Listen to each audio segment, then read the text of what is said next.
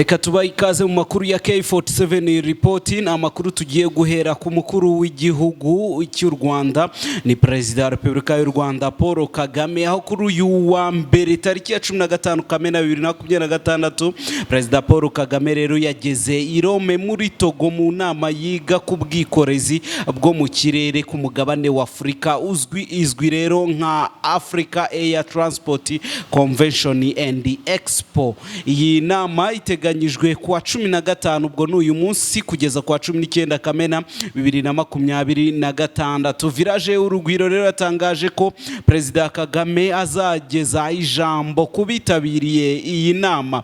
Inama kandi itegurwa ku buzitizi zikigaragara mu ngendo zo mu kirere muri Afrika no guhuza imikoranire muri urwo rwego. Abayitabiriye rero bigira hamwe kandi uko Afrika yakubaka urwego rw'ubwikorezi bwo mu kirere rukomeye hirya no hino mu bihugu bigize uyu mugabane.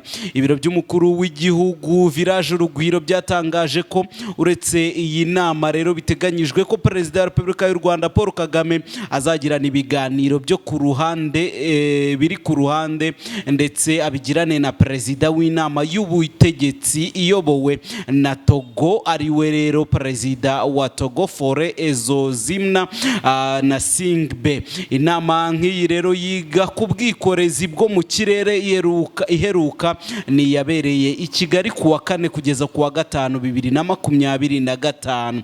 Icyo gihe rero Perezida Paul Kagame yavuze ko mu myaka igiye kuza abakoresha ingendo zo mu kirere ku mugabane wa Afrika bazikuba hafi kabiri. Ku rwego rero rw'umugabane hashyizwemo imbaraga nyinshi mu gufungura ikirere ndetse binyuze mu mishinga itandukanye. Yatanze rero urugero avuga ko havuyeho visa ku banyafurika bose mu rwego rwo guteza imbere abari n'abategarugori mu kwitabira urwego rw'ubwikorezi bwo mu kirere. Nabyo rero biri mu biraje ishinga iyi mishinga iri gutegurwa.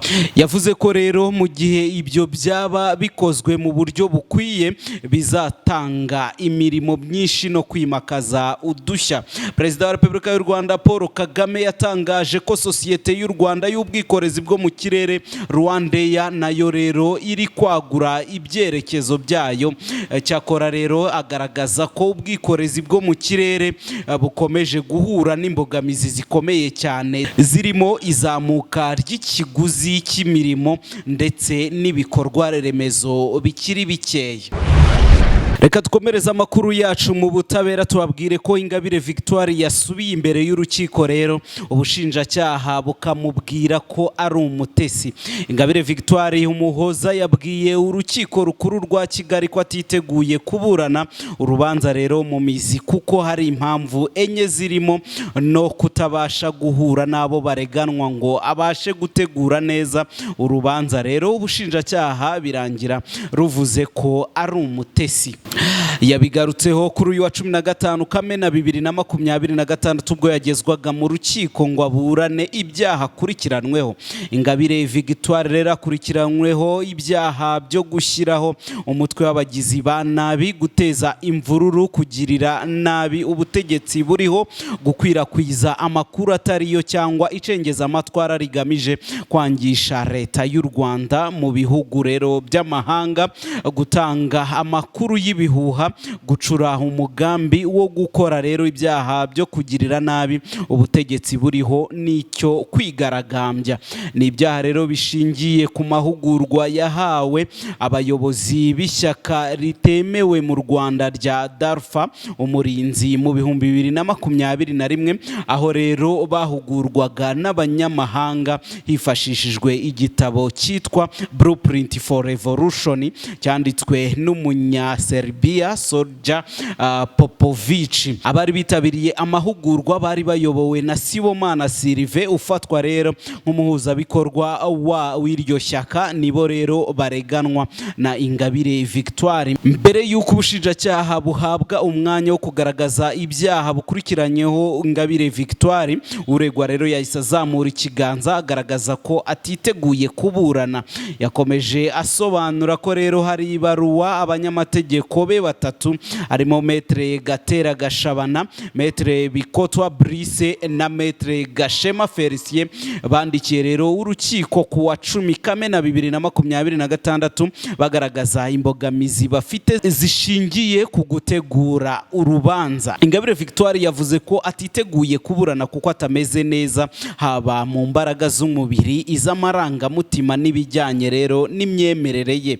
Yabwiye urukiko ko hari impamvu zigera muri enye zituma rero yumva atameze neza ku buryo yabasha kuburana no gutegura neza dosiye ye. Yavuze ko ibyaha rero aregwa byo kurema umutwe w'abagizi ba nabi no kuwujyamo no gutegura umugambi wo guhirika ubutegetsi abireganwa n'abandi bari bitabiriye amahugurwa we atari yitabiriye, bityo ko yifuzaga guhura n'abo ngabo areganwa nabo akabona uko ategura urubanza, ariko igororero rikaba ryarabyanze. Impamvu rero ya kabiri yagaragaje niyo kutavugana n'abo mu muryango we. Avuga ko abasha kuvugana n'umugabo we ariko ngo atabasha kuvugana n'abana be, kandi ngo umugabo we ari mu bitaro arembye, kandi rero ngo bakaba bari no mu mahanga. Yibukije ko rero amabwiriza y'umuryango w'abibumbye agaragaza ko umuntu ufunzwe yakabaye ahabwa uburenganzira bwo kuvugana n'umuryango we. Impamvu ya gatatu yerekanye nijyanye n'ubuzima bwe, aho rero yerekanye ko hari iby'ibanze bitaboneka kandi byakabaye bimufasha gutegura neza urubanza rwe. Ibyo birimo rero umuti w'amenyo, pomade yasigaga ku ruhu ngo iboneka rimwe na rimwe. Ikindi kandi yagaragaje ngo atemererwa ni uburenganzira bwo gusenga. Yasabye urukiko rero ko rwategeka ko nibura yahabwa uburenganzira bw'ibanze. Abamwunganira mu mategeko ari bo Maître Gashema we yagaragaje ko rero banditse amabaruwa atandukanye agaragaza imbogamizi zirimo izo kuwa 18 Gicurasi 2026, kwa 2 Kamena n'uwa 11 Kamena 2026. Maître Bikotwa we yavuze ko rero babona ko nta mpamvu zikwiye kubuza Ingabire Victoire guhura n'abandi bareganwa ngo bategure urubanza. Ni mu gihe Maître Gatera Gashabana we yasabye inteko iburanisha uru rubanza ko rero yasura igororero ikareba ibibazo uwo bunganira mu mategeko ahura nabyo bigashakirwa umuti. Uhagarariye ubushinjacyaha yagaragaje ko rero impamvu zivugwa na Ingabire Victoire n'abamwunganira ari ubutesi kandi nta tegeko ryaba ryishwe mu gihe batahura nabo bareganwa. Nyuma y'impaka nyinshi rero urukiko rwahise rusubika iburanisha rutegeka ko rero urubanza ruzakomeza kuwa 16 Kamena 2026 saa 5 za mu gitondo.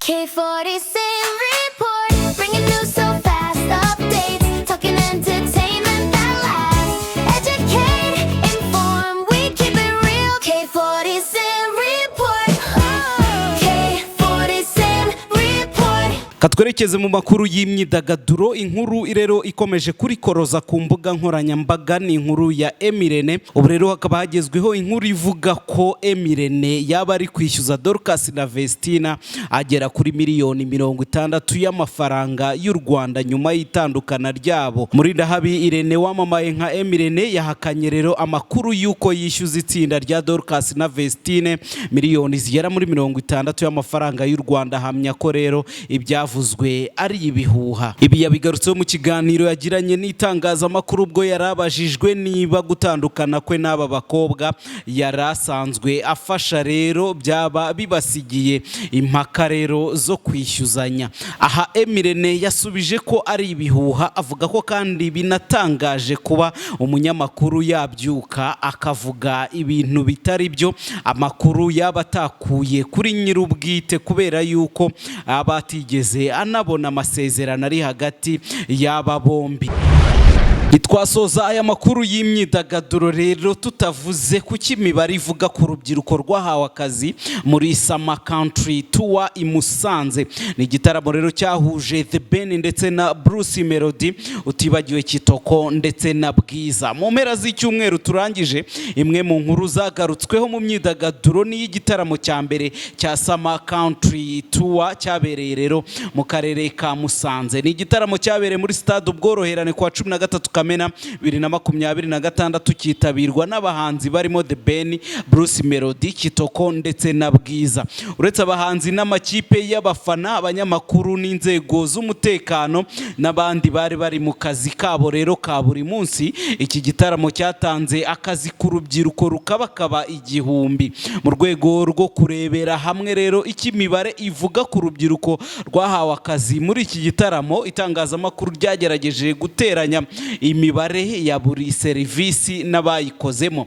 Mu bahawe akazi rero muri iki gitaramo harimo urubyiruko rw'abakorerabushake 120, abagize irondo ry'umwuga 60, abasore b'ibigango bafasha mu mutekano 25, abari bashinzwe rero protokole bagera muri 30, n'abakora serivisi bagera muri 80. Aba rero nabiyongera ku rubyiruko 18 rwacuruzaga amatike kuri stade Ubworoherane, n'abandi 80 bayacururizaga mu bice bitandukanye by'umujyi wa Musanze, kimwe n'abandi 35 rero bafashije mu imurikagurisha ryabanjirije iki gitaramo. Muri iki gitaramo hatanzwe rero akazi ku babyinnyi bagera ku 120, mu gihe rero ibijyanye no gutunganya ndetse no gutera ibyuma byifashishijwe ku rubyiniro byahaye akazi abarenga 150. Abandi rero bahawe akazi muri iki gitaramo ni abafundi n'ababafashaga bagera muri 80, bifashishijwe rero mu kubaka VIP lounge yari rero yagenewe abanyacyubahiro bari muri stade Ubworoherane, n'ibindi byose rero byasabaga kubakwa. Aba rero tumaze kuvuga haruguru hiyongereyeho n'urubyiruko rugera muri 200 rwari rushinzwe isuku, bose hamwe rero bakaba urubyiruko 998 rwahawe akazi muri iki gitaramo cyabimburiye ibindi bigiye kuzunguruka igihugu cyose. Nyuma yo gutaramira rero i Musanze, byitezwe ko ibi bitaramo bizakomereza mu karere ka Nyagatare kuwa 20 Kamena 2026, kerekeza nanone mu karere ka Bugesera kuwa 27 Kamena 2026, ndetse no mu karere ka Rubavu kuwa 4 Nyakanga 2026. Abantu bose se ko basa nabiki? Aba bose babikesha Joy Decor House, cause we turn your dream event into reality. Turimbisha ibirori byawe ku rwego mpuzamahanga. Dukora dekorasiyo y'ubukwe, bridal shower, baby shower, birthday na room decoration. Twambika abageni tukanabasohora mu ndirimbo z'ibihozo. Dukora protokole na serivisi utasanga handi. Dusiga makeup, uburanga bwawe bukarangarirwa na benshi. Ikitonderwa, akarusho nuko ikoranye na Joy Decor House tugukorera wedding interview, live streaming, kandi byose ku buntu. Iyo wahisemo Joy Decor House uba wahisemo ubwiza, elegance na professionalisme. Dukorera Kigali mu nyubako y'isoko rya Nyarugenge. Twandikire cyangwa uduhamagare kuri telefone nimero 0782215785. Twambika inzozi zawe ubwiza, ibirori byawe bigasigara mu mitwe y'ababubonye. Joy Decor House, we turn your dream event into reality. K40 same